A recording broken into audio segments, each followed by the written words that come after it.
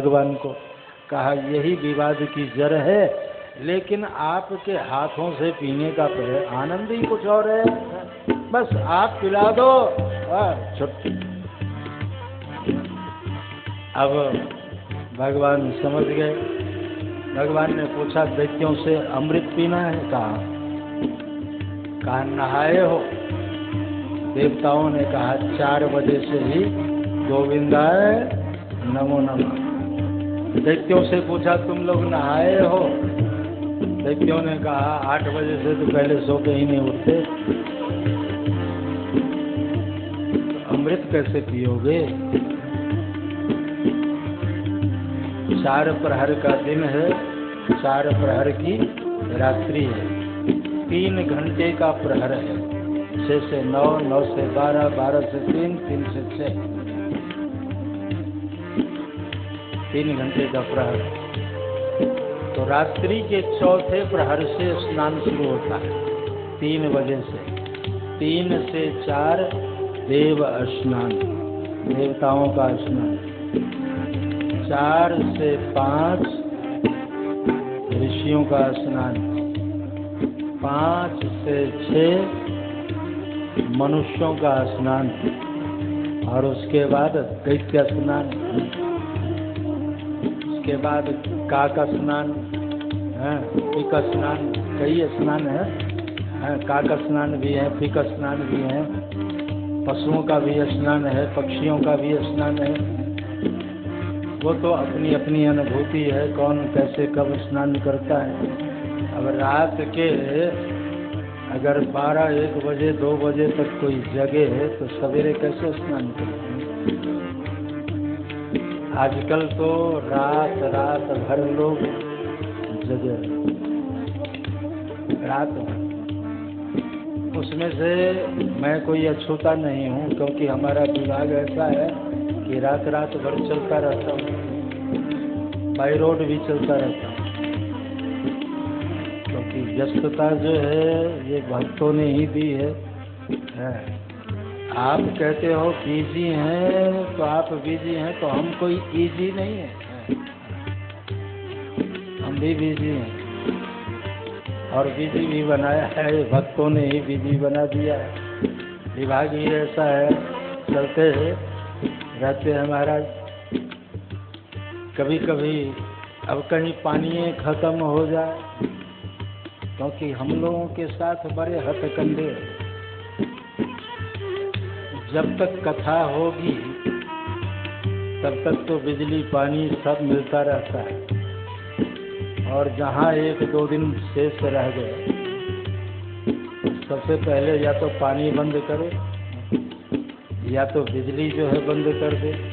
हालांकि यहाँ ऐसी व्यवस्था नहीं है, फिर भी 1 आध दिन काक स्नान तो करना ही पड़ता है कभी कभी। अब बैठे हैं, जल नहीं है तो प्रतीक्षा तो करनी पड़ेगी ना, तो फिर बैठ जाते हैं, चलो कोई बात नहीं।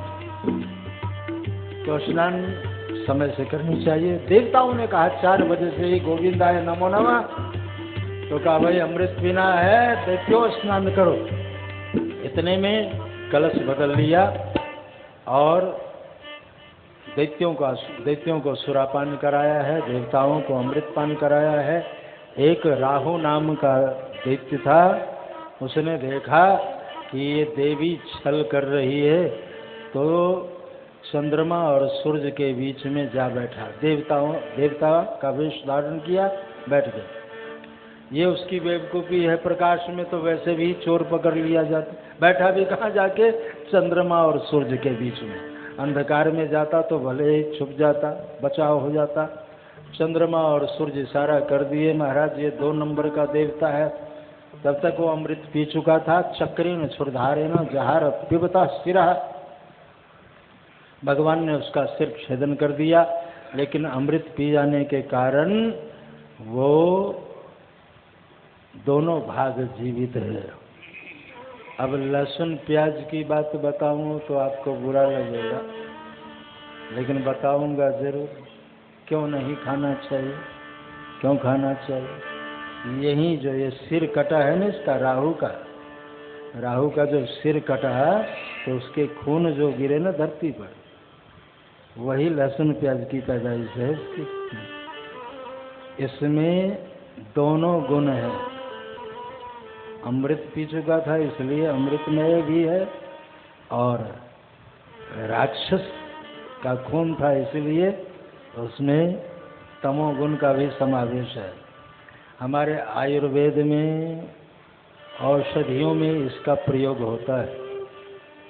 बहुत से औषधियाँ हैं जिन औषधियों में इसका प्रयोग होता है, लेकिन ये तमोगुणी राक्षसी वृत्ति पैदा करने वाली वस्तु है, इसलिए भक्तों को नहीं खाना चाहिए, स्वीकार नहीं करनी चाहिए।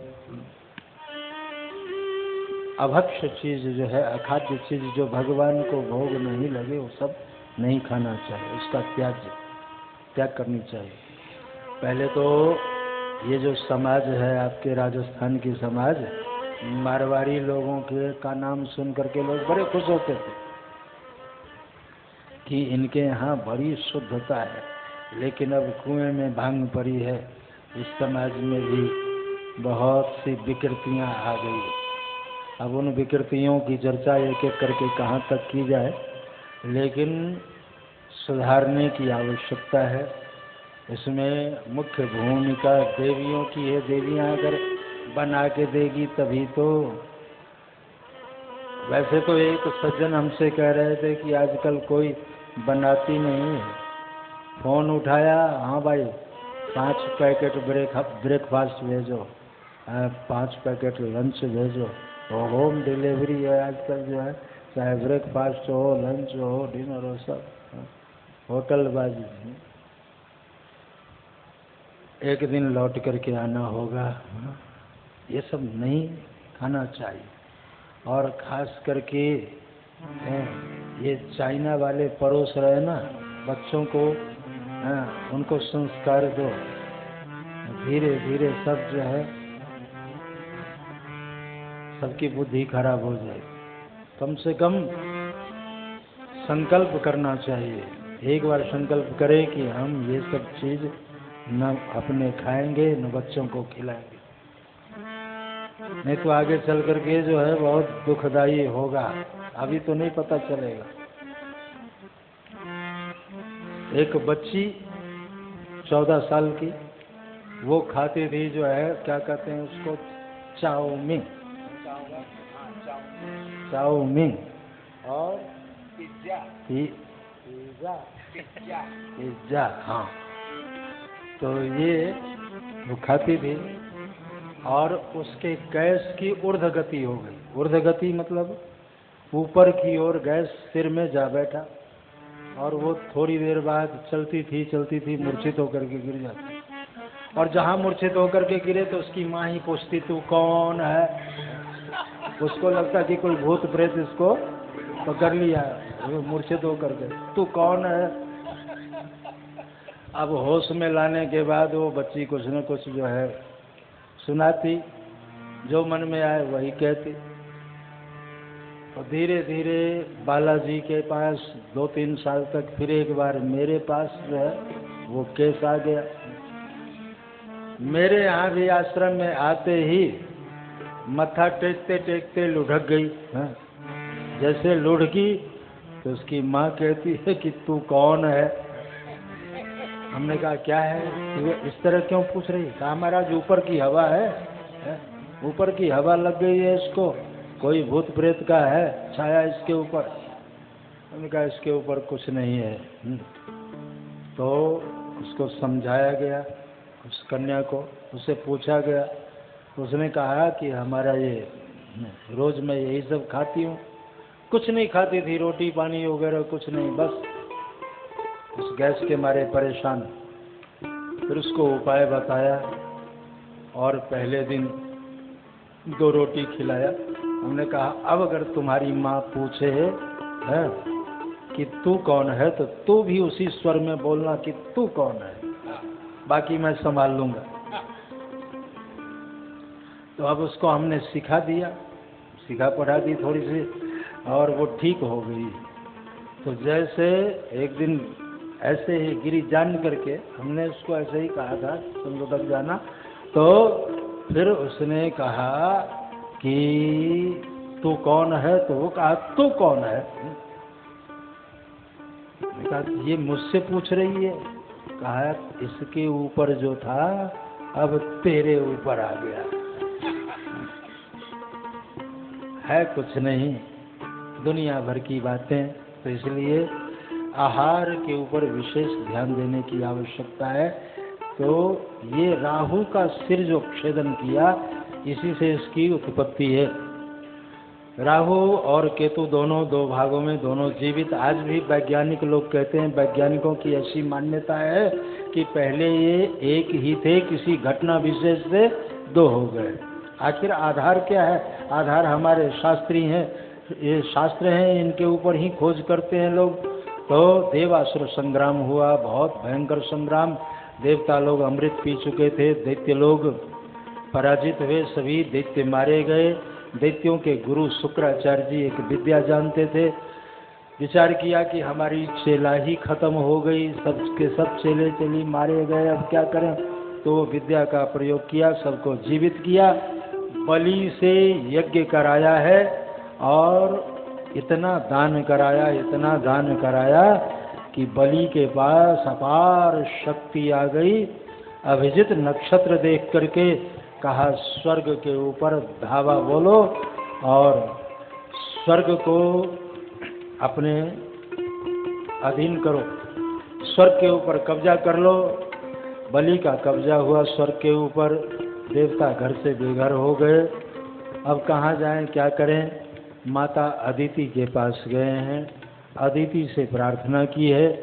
अदिति ने कश्यप ऋषि से प्रार्थना की है। कश्यप ऋषि ने एक व्रत बताया, उस व्रत का नाम है पयो व्रत। एकम से लेकर फाल्गुन के शुक्ल पक्ष में, फाल्गुन श्यामले पक्षे द्वादशाहम पयो व्रतः।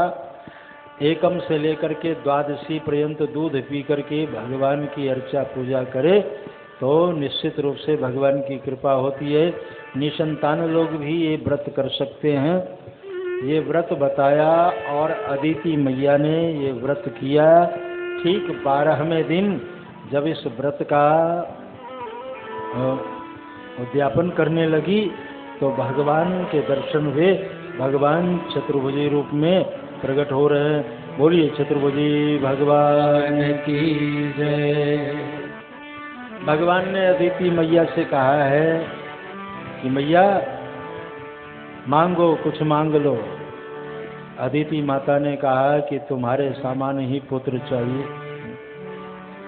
भगवान ने कहा मेरे सामान तो मैं ही हूँ, दूसरा तो कोई है ही नहीं।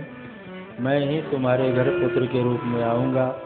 कालांतर में भाद्र शुक्ल पक्ष की द्वादशी तिथि थी, मंगलमय वातावरण था और इसी मंगलमयी वेला में भगवान अदिति के यहाँ वामन रूप में अवतार धारण करते हैं। श्रद्धा विश्वास के साथ जय जयकार करेंगे। बोलिए वामन भगवान की जय, वामन भगवान की जय। तम बटुम वामनम दृष्ट्वा मोदमाना महर्षयः। 52 अंगुल के बन करके आए भगवान, बहुत छोटे। सभी लोगों ने जय जयकार किया है और कुछ न कुछ उपहार दिया है। भगवान तुम्हारी जय हो, भगवान तुम्हारी जय हो, भगवान तुम्हारी जय हो,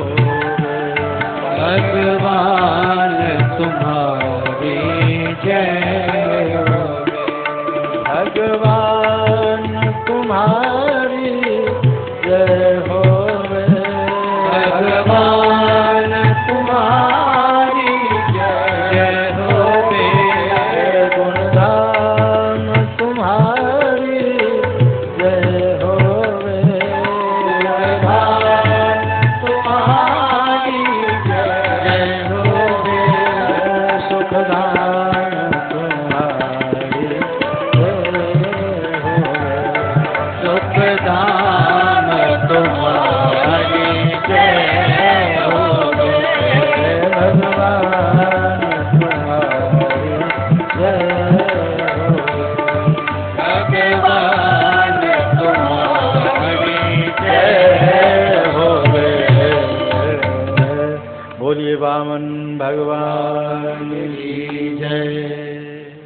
भगवान वामन का दर्शन लाभ प्राप्त किया है सभी लोगों ने, और बृहस्पति जी ने यज्ञोपवीत संस्कार किया है।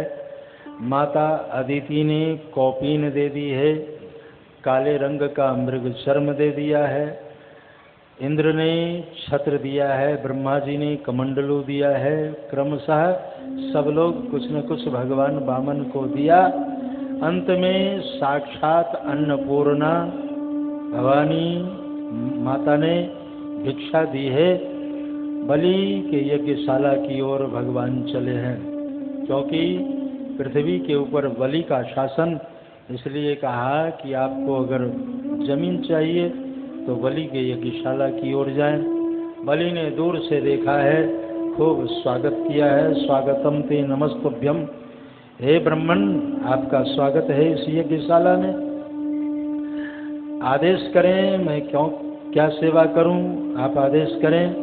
कहा बस सेवा की बात तो दूर रही, पहले तुम संकल्प करो, उसके बाद मैं अपनी मांग प्रस्तुत करूंगा। बातचीत हो ही रही थी, इतने में शुक्राचार्य जी की दृष्टि पड़ी और शुक्राचार्य जी ने कहा बलि किससे बात कर रहा है? कहा ब्राह्मण देवता से। कहा ये ब्राह्मण नहीं है, इस बैरोच ने साक्षात भगवान विष्णु रब्बयः, ये साक्षात नारायण है और तुम्हें ठगने आए हैं। बलि की आंखें भर आई। बलि ने सजल नेत्रों से गुरु चरणों की ओर देखा है, गुरुदेव के चरणों में पहला नमस्कार किया है। बलिहारी गुरु आपनो जिन गोविंद दिया बताए। मेरी दृष्टि में तो ये ब्राह्मण था, मैं तो इसको ब्राह्मण समझ रहा था, लेकिन गुरुदेव आपने जान पहचान करा दी, आपने मेरी आंखें खोल दी। अगर ये ईश्वर है, लेने आया है तो किसी भी तरह ले लेगा। हम सारी दुनिया से छुपा सकते हैं, लेकिन ईश्वर से छुपाना बड़ा कठिन है।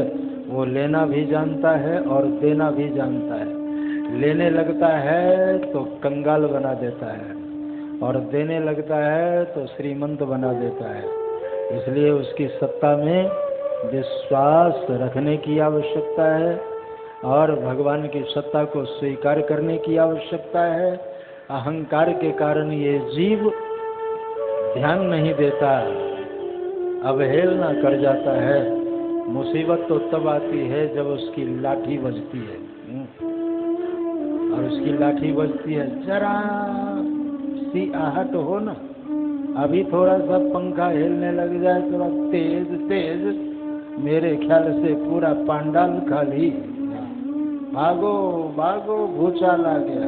ये उसकी लाठी है।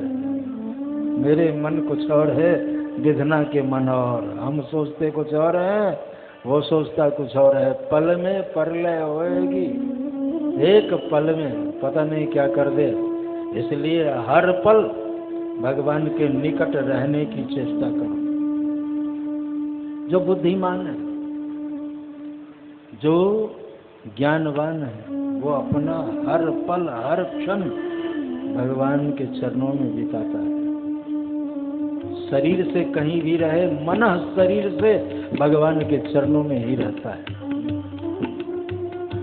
और भगवान के चरणों में जो आ गया, उसकी रक्षा हो जाए। हमारे एक बार कबीरदास जी की पंक्ति है, बड़ी सुंदर पंक्ति। चलती चक्की देख के दिया कबीरा रो। ये दिन रात संसार की ये चक्की है। चलती चक्की देख के दिया कबीरा रो। दो पाटन के बीच में साबित वचन को। तो कबीर के पुत्र थे कमाल। तो कमाल ने कहा एक आधार है। कौन सा आधार? कहा चलती चक्की देख के हंसा कमाल ठठाए। कील सहारे जो रहे सो कैसे पिस जाए। अब तो चक्की नहीं चलती, अब चलती है मोटापा कम करने के लिए। चक्की तो नहीं होता है, खाली हाथ घूमता है। जिम, एक्सरसाइज है तो पुराना जिम नहीं है सब। चक्की चलाती थी पहले देवियाँ, गेहूं पीसती थी, तो उसमें सारे गेहूं तो पीस जाते थे, लेकिन कील के सहारे जो रहे वो नहीं पीसता था। कील क्या है? वो भगवान है। भगवान की शरणाश्रित हो जाओ, भगवान के नाम का आश्रय ले लो, सुरक्षित रहोगे, हमेशा सुरक्षित रहोगे। मेरे कहने का तात्पर्य कि भगवान के बारे में एक बार जानकारी हो जाए तो उस बात को स्वीकार कर लेनी चाहिए। बलि बुद्धिमान था, उसने एक बार सुन लिया कि ये बैरोच ने साक्षात भगवान विष्णु रब्बिया, ये साक्षात नारायण है, और हृदय में बसा लिया। अब वही गुरु कहते हैं जो पहले बताया कि ये नारायण है, वो कहते हैं कि संकल्प मत कर, इसे मत देना, नहीं तो ये तुम्हारा सब राजपाट सब ले लेगा। बलि ने कहा कि इसी का दिया हुआ है महाराज, तेरा तुझको अर्पण क्या लागे मेरा, है? लेने आया है तो लेने आया है, दे देंगे। कहा मेरी अवज्ञा करता है, मैं तुम्हें श्राप दे दूंगा। कहा गुरुदेव आप श्राप दें अथवा जो भी दें, लेकिन आज तो मैं दूंगा। ईश्वर आया है मेरे दरवाजे पर, मैं तो दूंगा इसे, आपकी नहीं मानूंगा आज। तब तक भगवान वामन ने कहा संकल्प करो। अब संकल्प के लिए जल वगैरह निकालने की कोशिश की, जल का निकास ही बंद था। कहा बड़ी देर लगाई भाई, क्या जल निकल नहीं रहा है महाराज, क्या करें। अंतर्यामी को पता हो गया कि शुक्राचार्य जी कीट बन करके उस नली में बैठे हैं और जल का निकास रोक रखा है। अंतर्यामी को पता, भगवान ने कहा ला मेरे पास, मैं जरा उस नली को देखता हूँ कहाँ कमी है। तो भगवान ने कुशा के नोक से और ऐसा प्रयोग किया कि गोविंदाय नमो नमः, शुक्राचार्य जी की एक आंख फोड़ डाली। क्या मतलब? भाई कोई दे रहा है, भगवान ने किसी को देने के लिए बनाया, किसी को लेने के लिए बनाया, तेरी छाती क्यों फट रही है? देने वाले के हाथ को जो रोकता है उसकी यही आंखें तो फूटती ही फूटती है निश्चित रूप से। जैसे शुक्राचार्य जी की आंख फूटी, वहाँ से भाग खड़े हुए, लेगा कोई देगा कोई, बीच में शुक्र ने आके कोई, भाई तो तू गया क्यों था?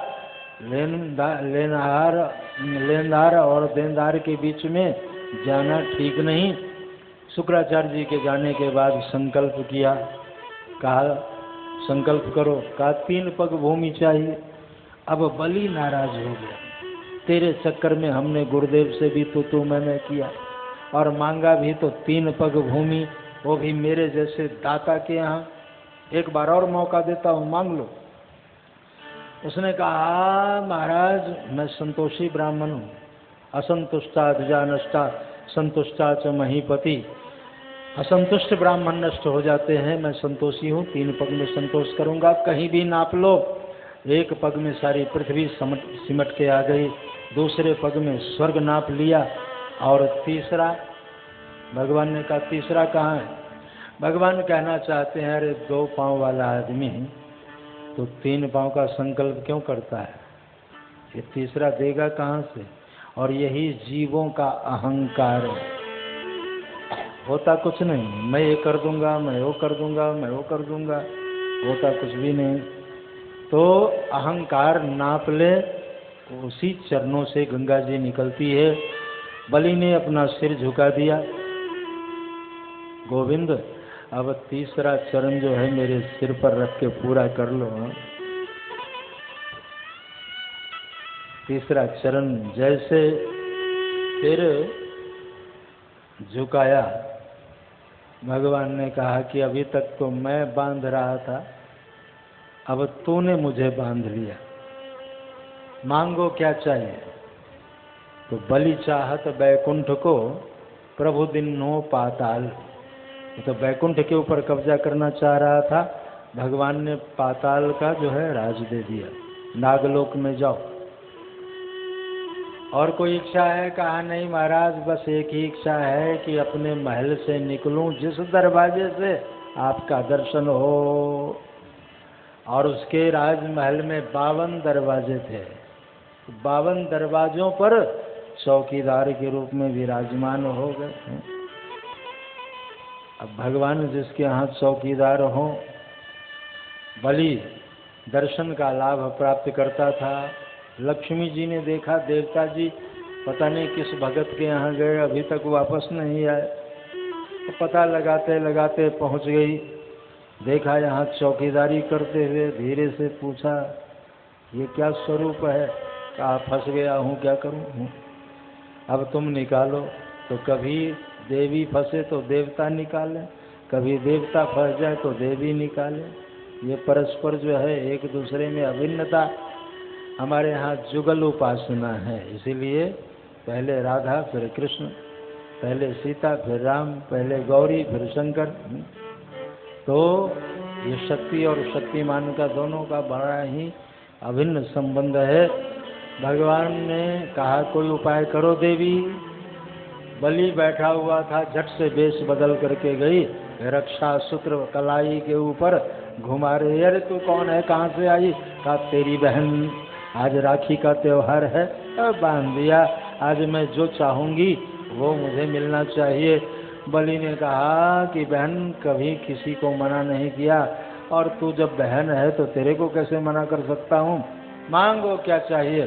कहा आज के इस पुनीत त्योहार के अवसर पर मुझे तुम्हारा चौकीदार चाहिए। अब जैसे कहा चौकीदार, बलि रो पड़ा।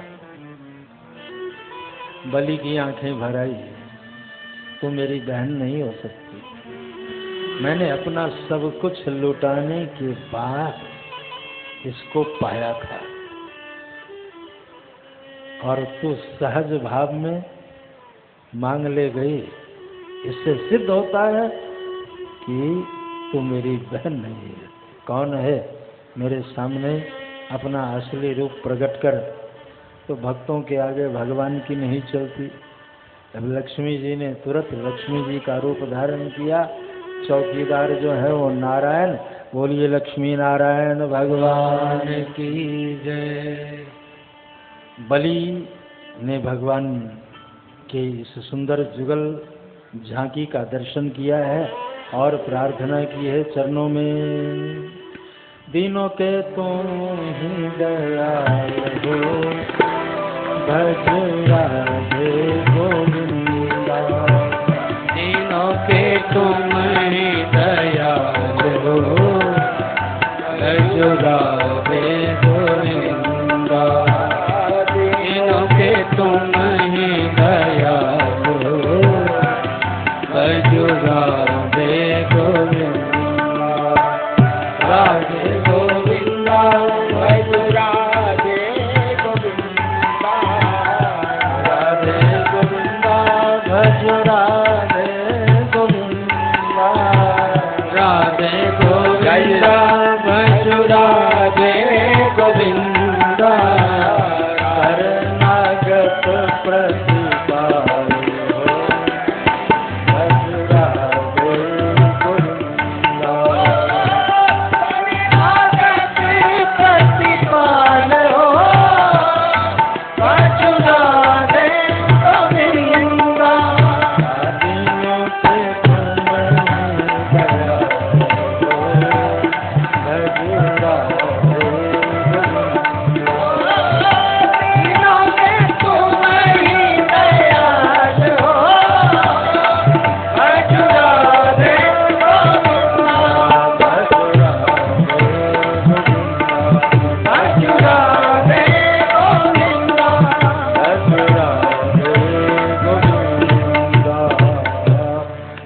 भागवत भगवान की जय। यहाँ अष्टम स्कंद का विषय पूरा हुआ। श्री गंगा जी के पावन पवित्र तट पर महाराजा परीक्षित भगवान श्री सुखदेव जी के चरणों में अभिनंदन करते हैं, वंदन करते हैं। हे देव, आपने भगवान के सुंदर सुंदर अवतारों की कथा सुनाई, मुझे बहुत अच्छा लगा।